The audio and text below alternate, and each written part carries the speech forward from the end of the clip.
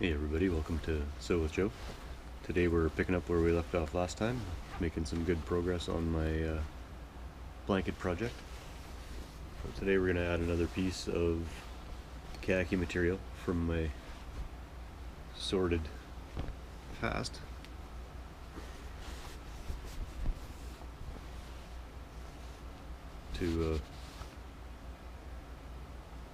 Just to throw it out there, I was a shoe salesman, or I should say an assistant manager of a retail shoe outlet.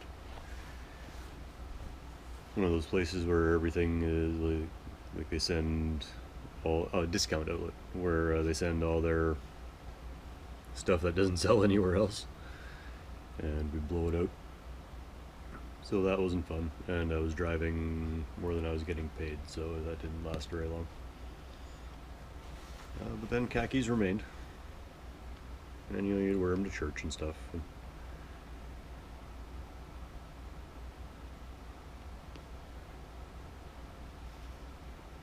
And, they have their place. And now they will be part of my blanket because they were part of my life. And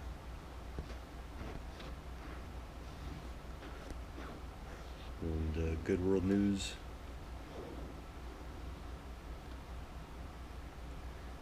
We'll get to in just a minute. Today I'm going to be switching gears over from, I've been talking a lot about medical breakthroughs, and today we're going to talk a little bit about breakthroughs with wildlife, with animals. It's been conservation efforts have been helping. So everybody that's out there chaining themselves to trees to try to save habitat, good on you.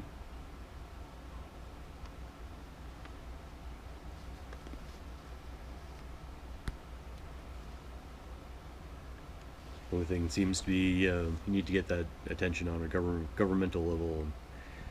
That's where a lot of the success stories are coming from, is from government programs reintroducing species and breeding programs, and then reintroduction into the wild.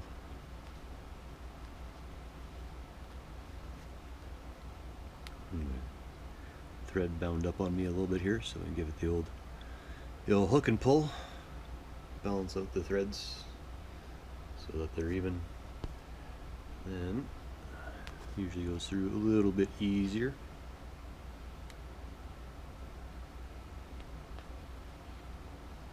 Now I'm just using a big needle and a big stitch. So like a couch or cushion needle, and using a blanket stitch. So good world news. There was a species of giant tortoise that was thought extinct, and they found one. The Fernandina Island giant tortoise. The Fernandina Island giant tortoise has been discovered.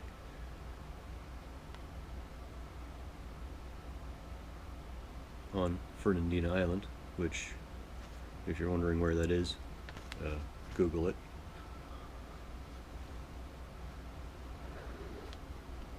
Because I didn't take note.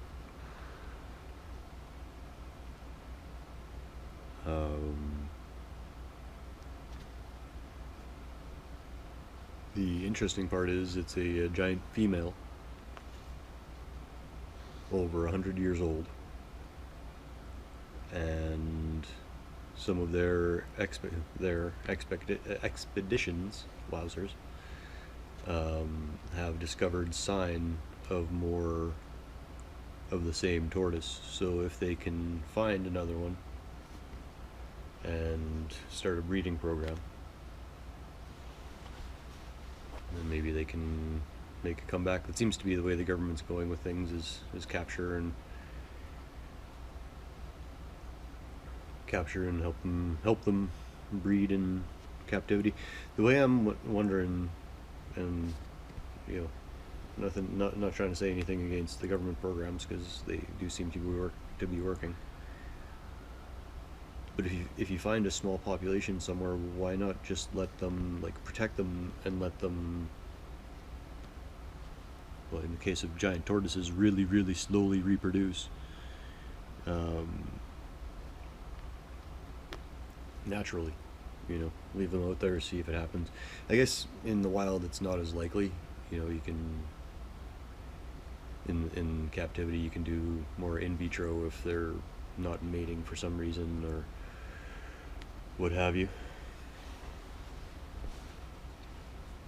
Maybe she just had a bad experience with men. Doesn't want to go that route anymore. You know, who knows? So you know, they do things for them in captivity, and maybe they can grow the population.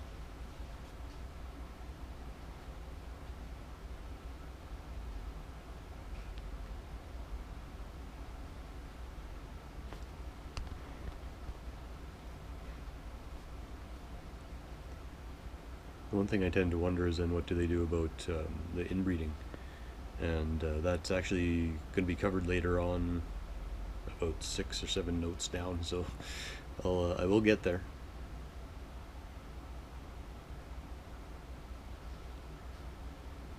In this case, not in the case of giant tortoises, but the black-footed ferrets, and I will get there yet.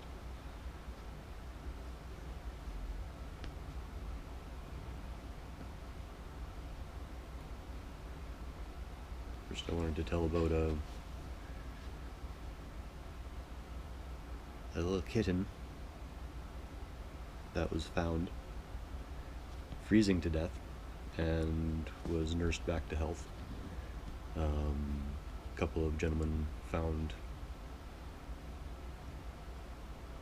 a small cat, looked like a tabby,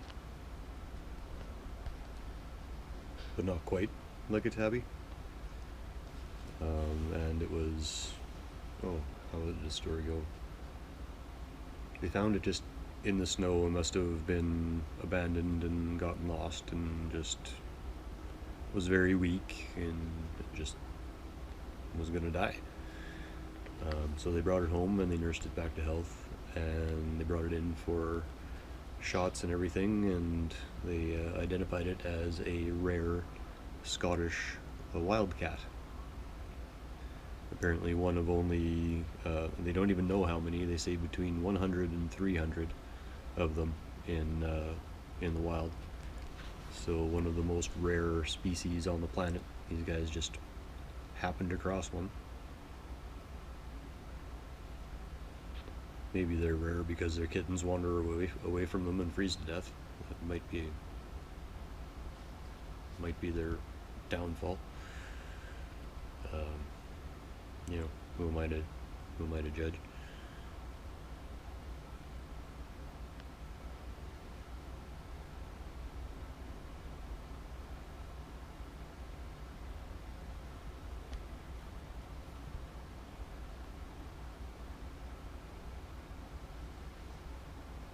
Speaking of a species that may have a noticeable evolutionary disadvantage, not that prey animals, have much of a disadvantage, or predator animals, sorry. But then moving over to a completely prey animal, the New Zealand Kiwi. Those little kiwi birds, those little things that run around, and they're basically like meat on a stick. They're coming back. Cheers.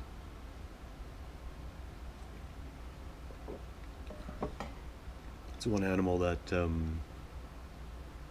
evolved without any predators, so it could just run around and eat and breed and just not need any defenses or anything. So it's this tiny little bird, flightless bird, that just runs around and gets eaten. It's basically their function. A number of species, non-native species, were introduced and just decimated the kiwi population over the last decades. And now they're actually making a comeback. They're off the endangered list.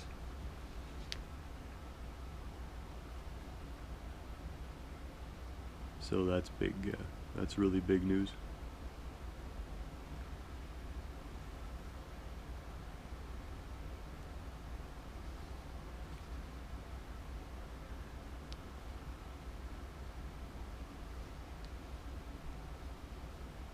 They're such cute little things, you know, but you can just imagine them like running around and these big cats come along and just one big gulp, man, they're gone.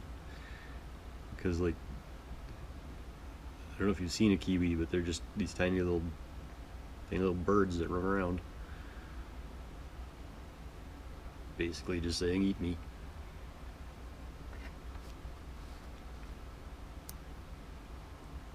And when a little bird that just runs around gives you attitude like that, what are you going to do? You're going to kill it.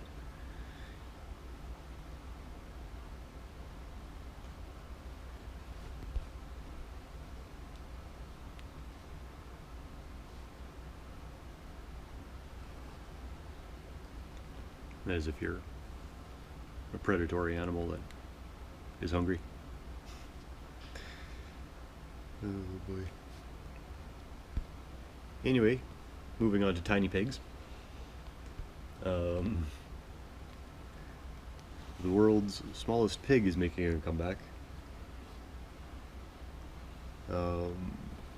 It was thought to be extinct back in the 1970s. And it is called the pygmy hog of North India. And they max out between 8 and 10 inches tall. So these tiny little pigs running around. Speaking of things at a evolutionary disadvantage. You're basically running around, you're a ham bun on legs. And you are going to get et. No two ways about it. But people are helping them come back, and they do benefit the environment of the area. With their rooting around, they, you know, stimulate growth and that sort of thing. So they are good for the local environment. And the tough part with them is they require a very specific type of grassland to survive. They only eat certain grasses, and so yeah, when you're limited by your diet to where you can live, that's an issue for survival, for sure.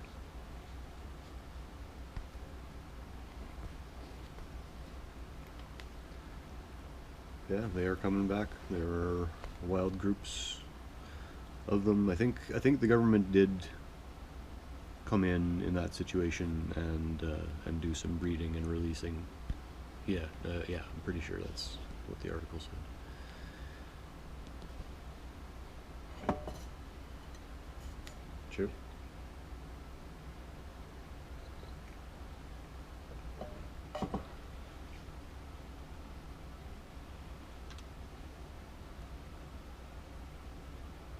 I should start giving some credit for where I get my my information from. Start putting that in the description, maybe.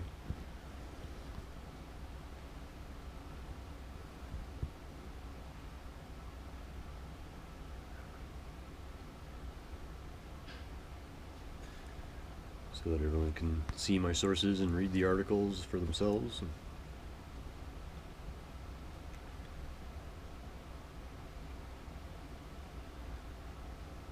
Yeah, this is a just a awe story, you know, like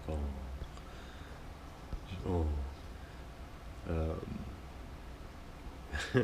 Off the coast of New Zealand, there's a bottlenose dolphin that has been spotted, and she has adopted a pilot whale, a baby pilot whale.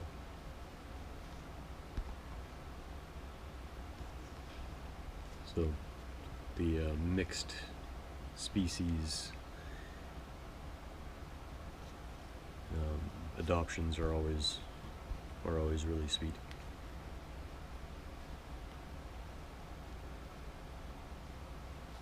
You help the mother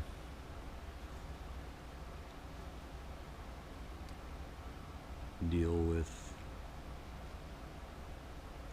losing their young one, and the young one has a much better chance of survival, or a chance of survival, with a new surrogate mother.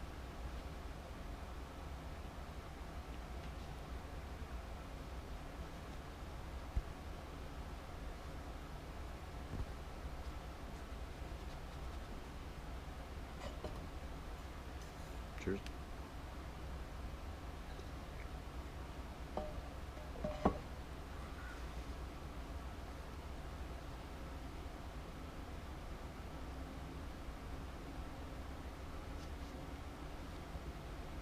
Now switching gears back to turtles for a little bit. The species, the swinho soft shell turtle. Until recently there was one of them.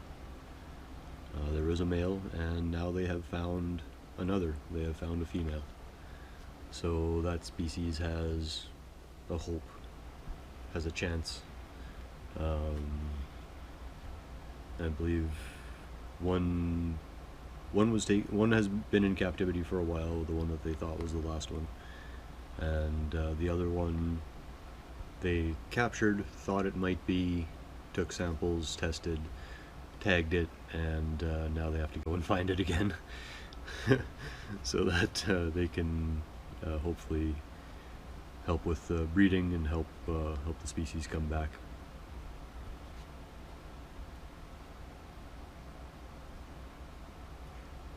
And they are from Vietnam. And yeah, soft shell turtles I've always found that interesting. It's like,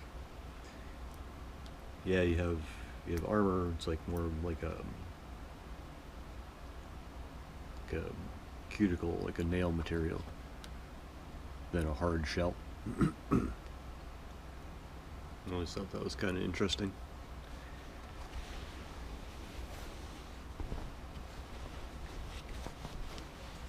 I wonder what the advantage of a soft shell would be. I guess maybe there wasn't one and that's why they were extinct. Going back to the evolutionary disadvantages.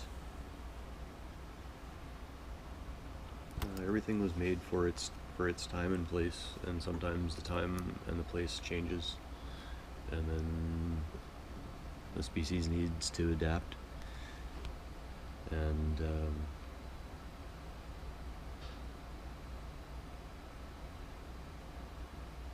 yeah, if it can't adapt, you end up with the last two.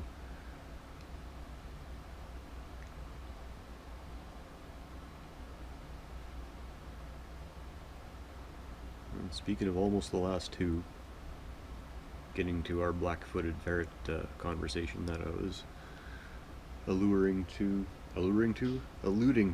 Wow. You know, I listen to these videos and I get some words wrong. I get some words wrong real bad.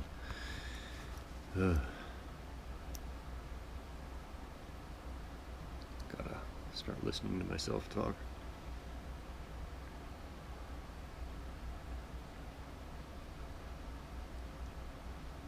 Anywho, the black-footed ferrets were down to, I think they said 7 and they've come back quite a bit.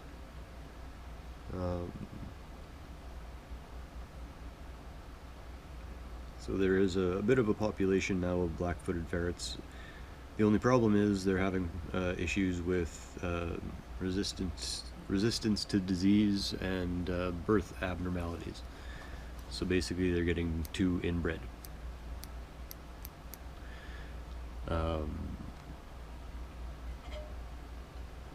Cheers.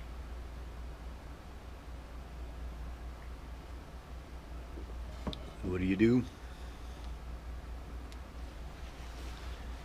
when you need fresh blood, but there is none?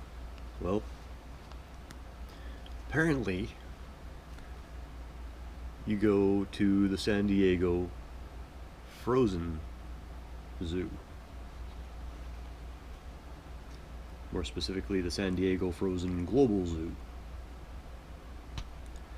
where they have tissue from multiple extinct species or rare species or any species kept. So turns out that the San Diego Frozen Global Zoo had some black-footed ferret DNA from 30 years ago.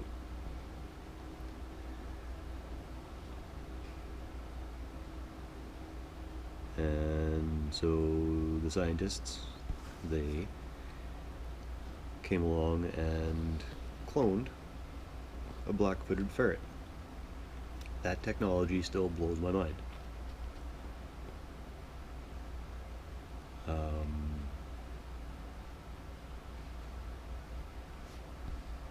There's a lot of technology that's just unreal that, you know, it's just, the world just keeps moving so fast, it's unreal. You know, cloning a ferret is, you know, part of your week. Anyway, so they created this ferret, cloned a ferret. It's so weird. And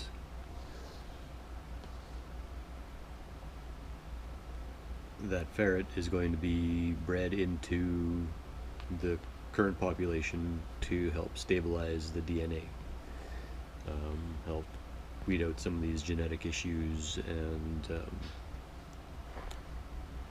help with the resistance to disease, and just make the species stronger.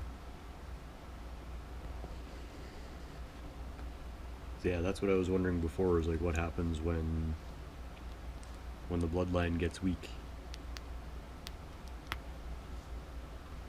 You know, when the mutations start happening.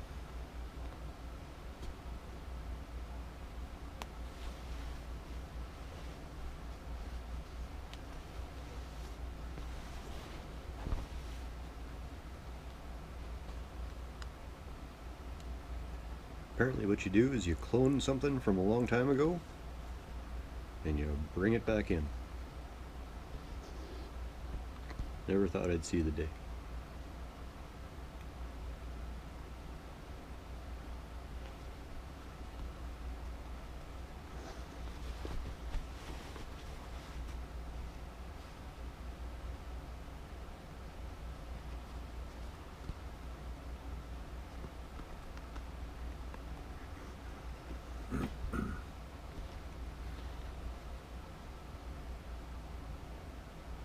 Now going back to rare wildcats, one of the world's favorites, the cheetah. I'm sure you know the ones, the long, fast ones, yellow and black spots, yellow with black spots. You know the ones. Well, their population in India is pretty much gone. So what they're doing is they are importing cheetahs from South Africa to India in order to repopulate that area, because there's a lot of really prime habitat for them, and they were, stabilizing part of the environment. You don't want all of the cheetah's prey animals, all the small critters to run around and just completely overtake the area. So you introduce some cheetah population, and try to restore your balance, because human beings are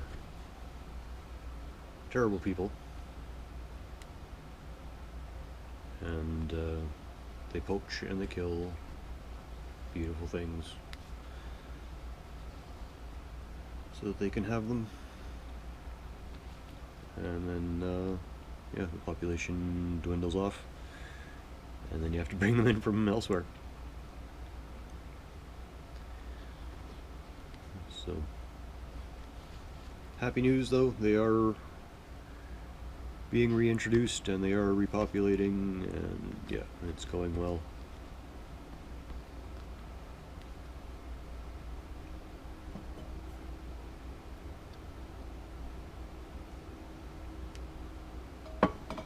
Alright, now since I've gotten to a corner, I'm going to have to figure this out.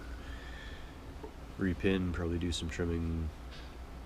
So I'm just going to tie it off, and I'm at my last point on my notes, so I will end off here for today. Talking about rhinoceroses. Good old rhinoceroses. Now I forgot how to say it, actually. Rhinoceros. Wow. There's a rare species of rhino that has recovered, and this is long-term recovery. This is recovery over the last 100 years. There were only 100 of them 100 years ago, and present day there are 3,700. So from 100 to 3,700.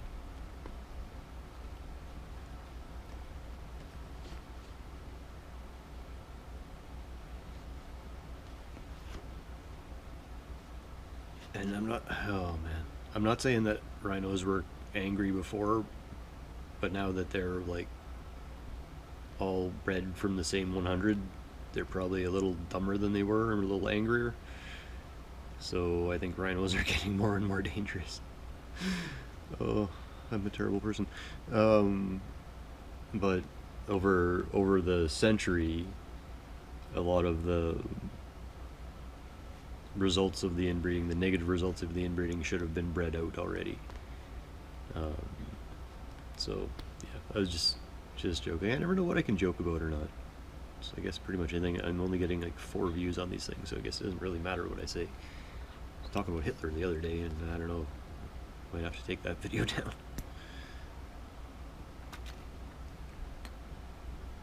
Nobody likes talking about Hitler. He didn't really exist, right?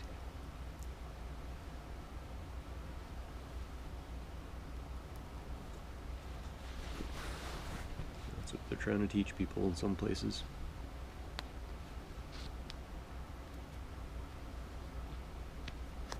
Anyways, I digress. I'm not getting into that.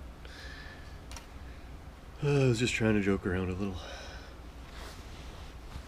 So we're pulling the pin on this one today. We'll end off on that awkward disappointment. Just kidding. It'll be a good day. I think I've completely lost track of what I was saying. I'm sorry, everyone. Thank you for joining me. Ugh, what a shit show. So, yeah, looks pretty good, actually. And we'll see what happens once I get into this corner. I'm gonna have to... I do this all laying flat, so I'll do this before next episode. And, yeah. Pin this in, do some corners. make it work. So, thanks a lot for joining me. I really do appreciate the time we get to spend together. This blanket's starting to come together. And then a bigger shawl.